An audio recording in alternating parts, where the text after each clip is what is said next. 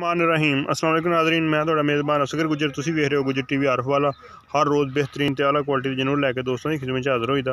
उम्मीद करने के दोस्त साडी वीडियो करदे लाइक शेयर नाल देंदे माशाअल्लाह दे कमेंट्स।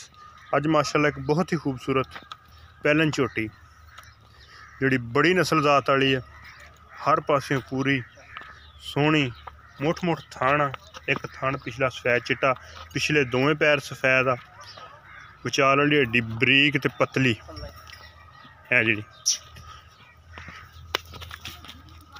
माशाअल्लाह। थन बड़ा बड़ा प्यारा वा, नीली दे बटन भी है। जिहड़ी बटन वाली मझ होवे ओहदी निशानी ये हुंदी भी ओह खरी हुंदी है, खोटी नहीं हुंदी। ते लिबास माशाअल्लाह अगली साइड तो बड़ा शुरू कर रही है, पिछले दोवें पैर सफेद आ, पुट्ठा सोहना झोटी नूं, खुड्डा सोहना वा, चमड़ी मझ नूं बड़ी बरीक आ, सारी जाता मझ नूं तुन्नी कोली तो बिल्कुल साफ, अख सफेद चिट्टी है। क्वालिटियां झोटी बिल्कुल सारियां पूरियां, वक्खी झोटी नूं बिल्कुल छोटी है। तो इस तरह दी झोटियां जिहड़ियां ओह घट लभदियां ते फिर खरियां ही हुंदियां, खोटियां नहीं हुंदियां। नीली दे बटन नज़र आ रहा है, अगे पिछे लिबास बड़ा वा, धुन्नी नहीं कोली नहीं, साफ सुथरी बड़ी है झोटी, जत माई नूं बड़ी है। झोटी पैलन होकर गुब्बल शुब्बल सोहनी है पूरी हर पासों। मूँह भी माशाअल्लाह सील शरीफ, मूँह किवें आ?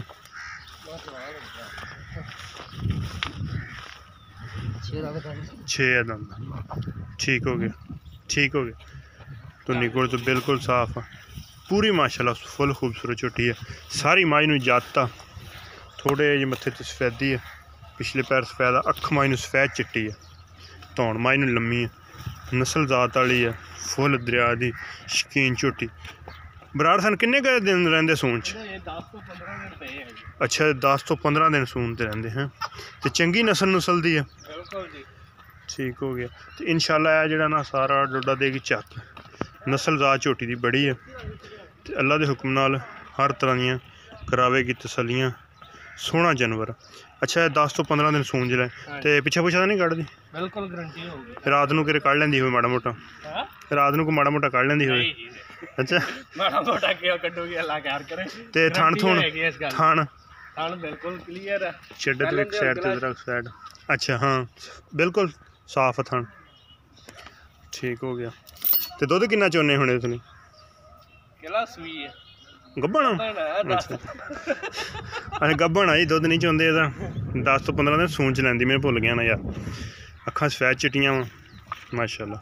ते अच्छा एहदा बरार ना छोटा या मुल करना, बहुता ज़्यादा मुल नहीं दसना, जेह्ड़ा बिल्कुल मुनासब जिहा ते मकूल जिहा ते मिंट मार के आपां किसी भरा नूं दे दईए। 2,60,000 रुपया, 3 लाख रुपया मुल नहीं कीता, ठीक हो गया। 2,60,000 रुपया। ते कमी पेशी आपां इस चों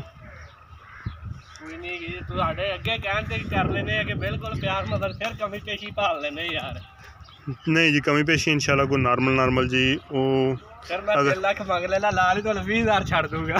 नहीं नहीं ये तो है, रेट दा जी 2,60,000 रुपया बिल्कुल मकबूल ते मुनासिब। लेकिन इस तरह ही मझां दे लोग हुण जिस तरह रेट बने हुए हैं 3,60,000 ते 3,20,000 ते 3 नहीं, वो गुजारिश की है कि जी मझ मिंट मार के विक जे, ज़्यादा मुल करने का फायदा ही नहीं। 2,60,000 डिमांड। उम्मीद बड़ी कि दोस्त करने की वीडियो साड़ी पसंद आती, लाइक शेयर ज़रूर। साडा नंबर हुंदा 0300 567 2355, व्हाट्सअप कॉल नंबर। 8 तो 10 दिन लै जाएगी सून च। रोकी जरा अगले थान भी दिखाण दे।